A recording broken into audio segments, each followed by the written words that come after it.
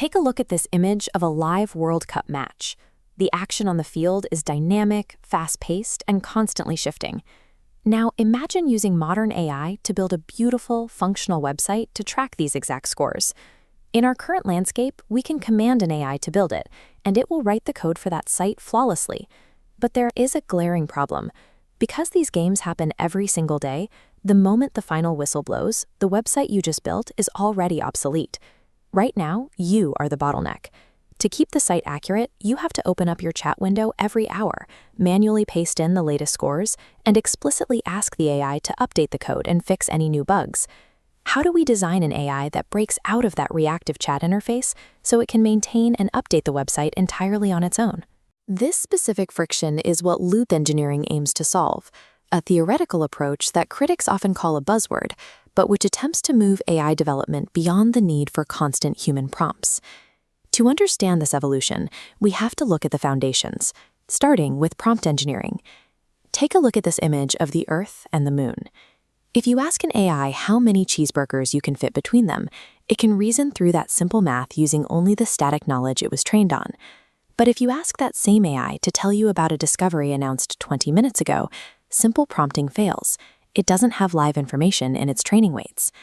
This is a view inside a NASA mission control room, surrounded by live data screens. To answer questions about breaking space news, the AI needs a similar feed of real-world information. This led to context engineering, allowing the agent to autonomously use web browsers or databases to pull fresh data into its own working memory. Context engineering successfully connects static models to live information, but it hits a hard wall when you ask it to perform long, multi-step operations. Specifically, if a task takes more than 5 or 10 minutes to execute, context engineering begins to choke. This diagram illustrates why. The AI's working memory, its context window, has a fixed size limit. As it works through a long task, it has to constantly summarize its previous steps to make room for new ones. The process is extremely leaky. Older, critical details literally dissolve as compressed summaries are forced in. Notice how the diagram shifts.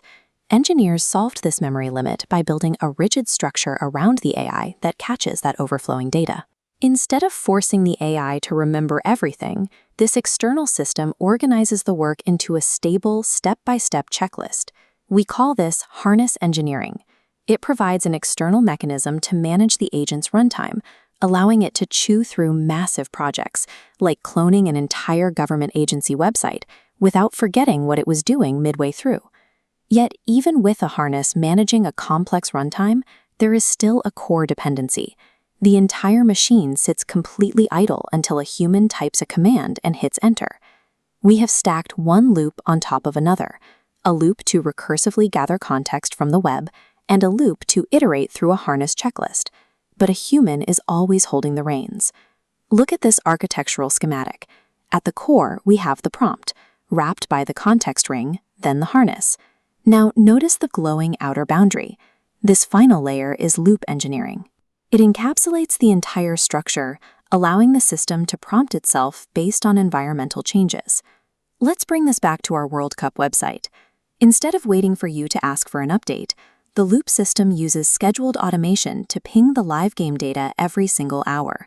It recognizes when a score changes, prompts itself to act, and deploys specialized subagents to verify the new code. It isolates user-reported bugs using a work tree and pushes the fixes entirely in the background. By automating the human interaction layer, loop engineering turns the AI from a reactive tool waiting for its next order into an active, self-directed colleague. Now, to be clear, much of loop engineering's potential is strictly theoretical today. If built poorly, you risk locking agents into endless, expensive cycles that burn through computing power to generate meaningless outputs.